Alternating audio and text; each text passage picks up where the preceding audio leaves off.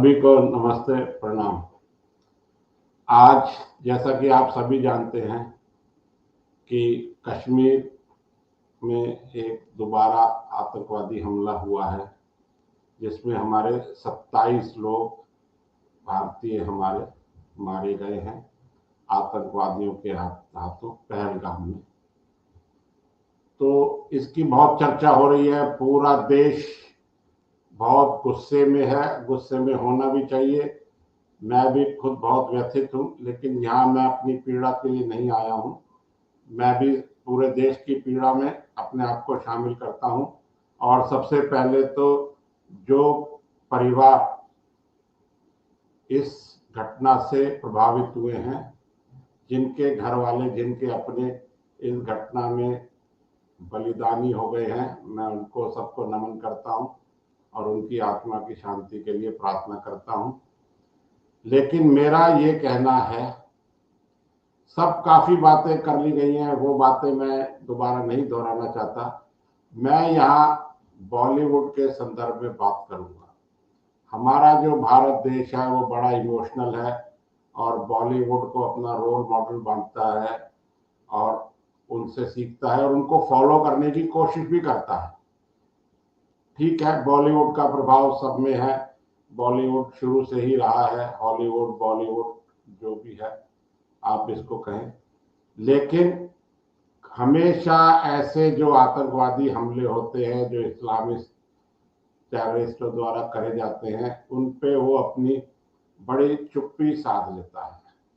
मैं रहस्यमय चुप्पी तो नहीं कहूंगा, रहस्य तो सबको पता है क्योंकि वो उनके साथ है मानसिक रूप से।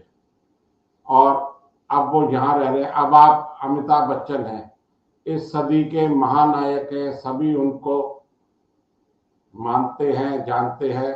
उनको भारत सरकार ने पद्म भूषण, पद्म विभूषण से नवाजा है। मोदी सरकार के वो बहुत करीब है। वो देश में पोलियो का और भी जन जागरण के अभियानों में भारत सरकार की सहायता करते हैं, उनके साथ कंधे से कंधा मिलाकर प्रमोट करते हैं।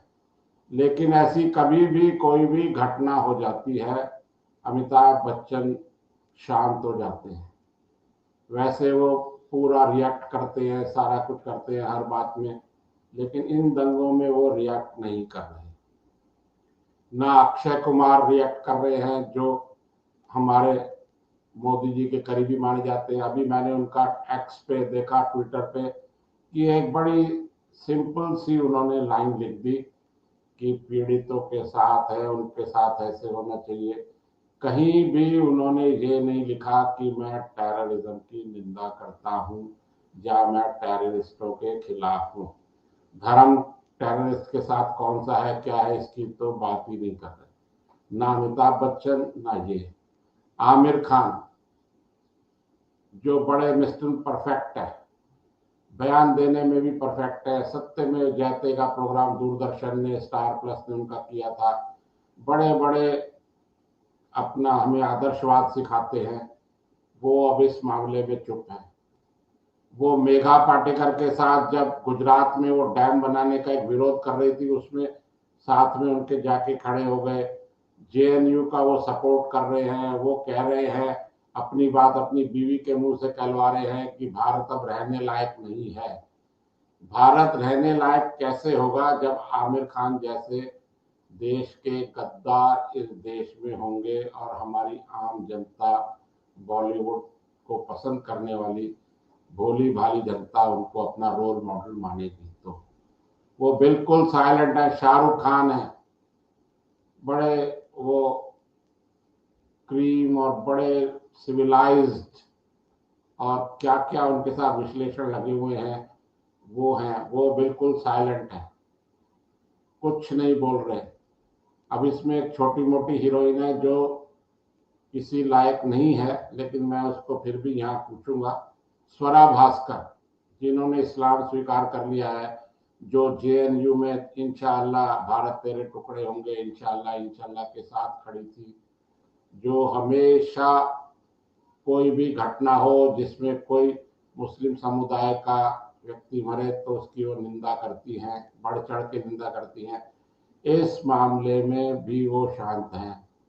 दीपिका पादुकोण ये भी साइलेंट है, ये भी जेएनयू को, फ्री मूवमेंट, इसको सपोर्ट कर रही है।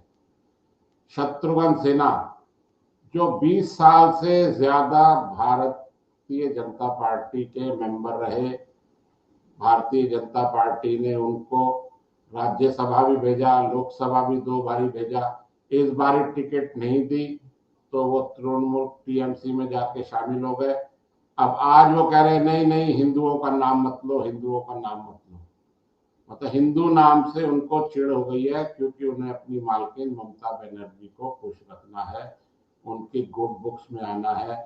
ऐसे ही कीर्ति आजाद है जो पहले भारतीय जनता पार्टी बीजेपी में थे, वो भी अब साइलेंट है, कोई जवाब, कोई कुछ नहीं बोल रहे। सब के मुंह में दही जम गया तो मैं नहीं कहूंगा, सबके मुंह में हड्डी फंस गई है। अब वो बिल्कुल भी नहीं बोल रहे, किस बिल में घुस गए हैं। महेश भट्ट जो सो कॉल्ड प्रवक्ता हैं, स्वयंभू पत्रकार बन जाते हैं, प्रवक्ता बन जाते हैं बॉलीवुड इंडस्ट्री के। वो कहते हैं मैं आधा मुस्लिम हूँ, 75% मुस्लिम हूँ और मैं नाजायज औलाद हूँ, ऐसी ऐसी बातें करते हैं।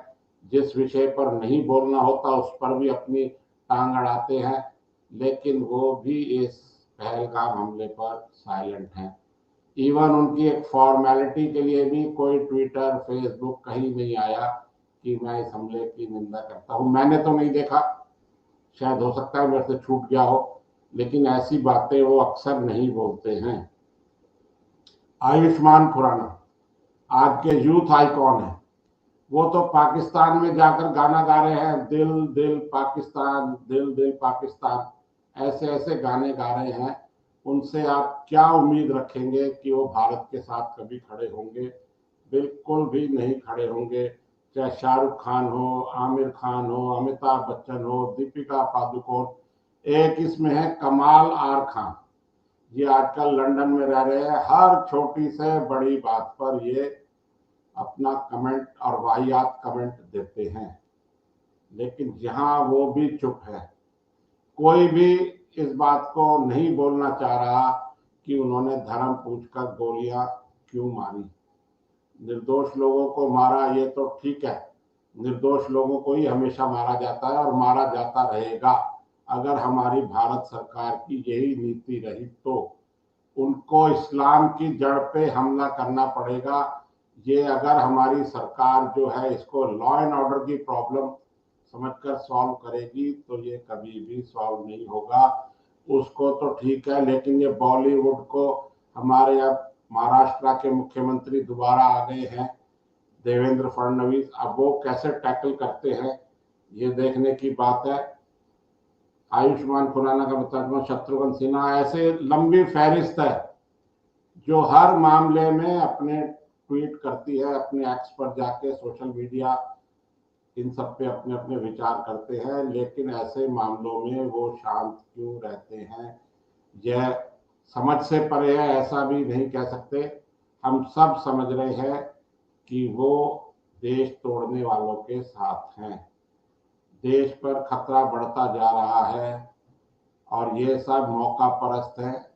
इनके सबके मानसिक रूप से ये इस्लामियों के साथ ही खड़े हैं, वामपंथी हैं, अपने आप को प्रोग्रेसिव बता रहे हैं। प्रोग्रेसिव बताने का मतलब है हिंदुओं को गालियां दो। अपना एक सलीम मर्चेंट है जो सलीम सुलेमान के नाम से पहले म्यूजिक देते थे, उन्होंने बड़ी सदी हुई प्रतिक्रिया दी है और उन्होंने ये जरूर कहा है कि मैं मुसलमान होने पे मुझे थोड़ा सा शर्मिंदगी हो रही है कि ऐसा क्यों किया, लेकिन आगे जाके वो भी अपने बयानों में इफ एंड बट लगा देते हैं कि कोई टेररिस्ट नहीं है, उसका कोई वो नहीं है, कोई धर्म नहीं है। उनके पूरे बयान को अगर सुना जाए तो उन्होंने भी गोलमोल जलेबी ही बनाई है, लेकिन फिर भी कहा जा सकता है कि उन्होंने कम से कम डरी दबी जुबान से इस्लामिक आतंकवाद को माना है।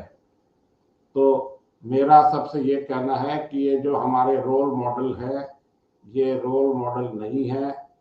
बॉलीवुड जो है वो आतंकवादियों का, जिहादियों का, वामपंथियों का सपोर्टर है, चाहे वो सैफ अली खान हो, शाहरुख खान हो, सलमान खान हो, ये कोई से ही खान हो, या कोई अक्षय कुमार हो, या अपना आयुष्मान खुराना हो, कोई भी हो, ये सब बिल्कुल साइलेंट बैठे हैं।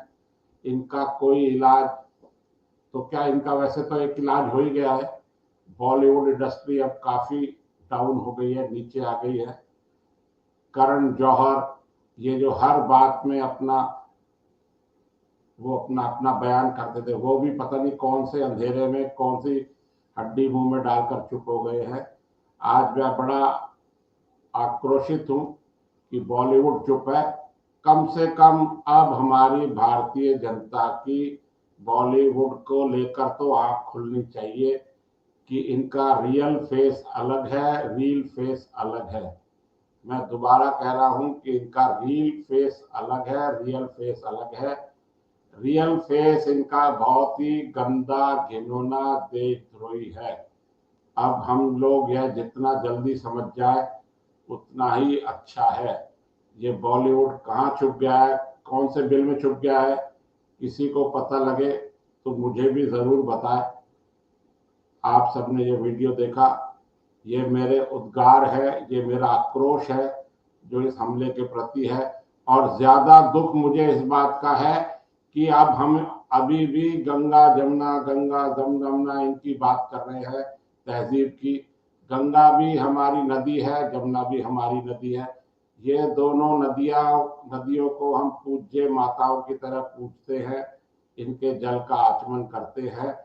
तो इनमें ये कहां से आ गए? इस्लाम तो गंगा जमुना नदी में कहीं ठहरता ही नहीं।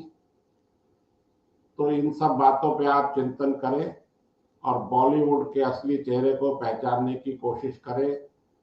पहले ही बहुत देर हो चुकी है, लेकिन फिर भी अभी छोटी सी उम्मीद है कि अगर इनके चेहरे से नकाब पूरी तरह उतर जाए, जो मेरी नजरों में उतर चुका है।